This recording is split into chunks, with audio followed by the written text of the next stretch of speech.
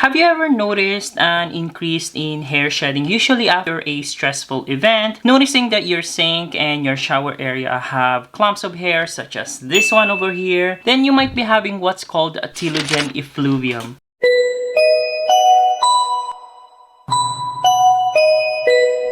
Hey guys, Moisan here and welcome back again to my channel. So guys, in today's video, I'm gonna explain to you what is telogen effluvium. But before that, I'm gonna explain a little bit about the hair cycle. So basically, our hair do have a cycle that it goes through from growing to transition to resting and of course to shedding phase. The first phase that we're going to be talking about is the anagen phase. So basically, anagen phase is the growing phase of our hair. So it usually lasts 3 to 5 years. It can last up to 7 years for some people. So this is the longest phase of the hair cycle. 90% of our scalp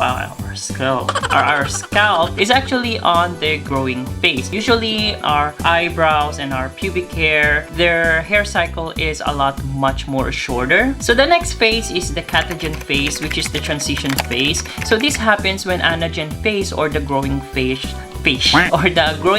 has finally ended. So the catagen phase, the hair follicles started to shrink, causing our hair growth to be slower. This lasts about 10 days and 5% of our hair is in a catagen phase. So the third phase is what we call the telogen phase or the resting phase. So basically at this stage, new hairs on your scalp is just on a resting phase, though new hair starts to form in the hair follicles at this phase, but our hair doesn't usually fall out yet. This lasts actually for 3 months. So basically 10 to 15% of our hair scalp are in telogen phase. So the last phase is what we call the exogen phase or the shedding phase. So this is basically the shedding part of our hair. We normally lose 50 to 100 hairs per day, and this is usually noticeable by brushing or by washing. And also during this stage, since new hair follicles are growing hair, it pushes out the old hair, causing it to shed. This usually lasts between 2 to 5 months. So again guys, losing 50 strands of hair to 100 is considered normal. So now that you know a little bit about the hair cycle, let me explain to you about telogen effluvium. So basically, telogen effluvium is a rapid hair shedding due to a shock to our body or a very traumatic event such as stress. And there's different kinds of stress actually, and this could be from divorce or pregnancy or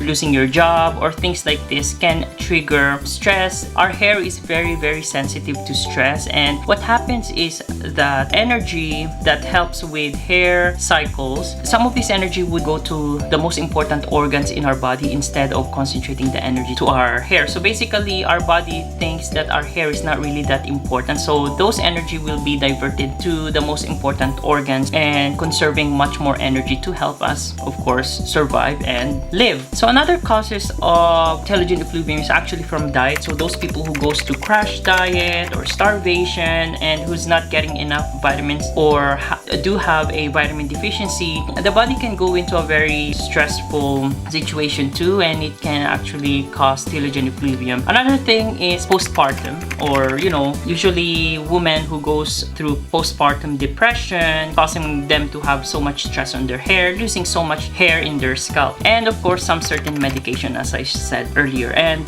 of course emotional stress can lead to increase in hair shedding. So the good thing about telogen effluvium is that it is reversible. So if it's from diet, then of course you have to have a well-balanced diet, and of course consult a dietitian so they can guide you with what's best for your diet. And if it's from stress, of course we all know that stress is not good, and our hair is very sensitive to stress. Then we have to learn how to manage our stress. And of course, if you do need help, always consult your doctor for a proper diagnosis, and of course they can give you a proper medication for that if it's related to, say, hormonal imbalance. And also sometimes telogen effluvium masks the other types of hair loss. But the thing with Telogen Effluvium is doesn't cause you to be 100% bald, okay? But it is always better to consult with your physician as always. So there we go guys with Telogen Effluvium. And guys, as I always said, always see your doctor for proper diagnosis and for proper recommendations of products. So don't just go outside and buy things such as supplements or I don't know, herbal medicines, because sometimes it can actually make things worse rather than helping you to be better. There's very limited studies with herbal medicines and supplements to treat hair loss, okay? So I mean, a lot of these supplements and herbal medicines claim that it would treat hair loss and things like that, but